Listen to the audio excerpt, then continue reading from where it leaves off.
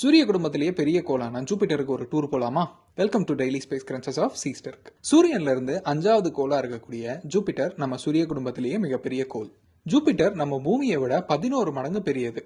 Jupiter ஒரு case planet, அதாவது பெரும்பாலும் அதுல ஹைட்ரஜனும் ஹீலியமும் தான் நிரம்பி கிடக்கு.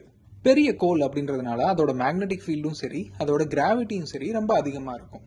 ஜூபிட்டர் தன்னைத்தானே ஒரு தடவை சுத்திக்கிறதுக்கு வெறும் 9 மணி நேரம் 56 நிமிஷம் தான் எடுத்துக்கிறது. ஆனா சூரியனை ஒரு தடவை சுத்தி வர்றதுக்கு 12 வருஷம் எடுத்துக்கிறதான். முதையே சொன்ன மாதிரி ஜூபிட்டர் ஒரு கேஸ் பிளானட். இப்போ அதோட வளிமண்டலத்துல எல்லாம் நிறைய மேகங்கள் இருக்கும். இப்ப இந்த மேகங்கள் எல்லாம் ஒரு மாதிரி திரண்டு ஒரு திரட்சியா தெரியறத நம்ம டெலஸ்கோப் வழியா பார்க்கும்போது ஒரு பேண்ட் மாதிரி தெரியும். இதுதான் ஜூபிட்டரோட பேண்ட்ஸ் அப்படின்னு சொல்லுவோம். 2 கோடு போட்டது மாதிரி இருக்கும். டெலஸ்கோப் வச்சு பாத்தீங்க அப்படின்னா ரொம்ப அருமையா அதை நீங்க பார்க்கலாம். ஜூபிட்டருக்கு மொத்தம் 95 நிலா இருக்குங்க.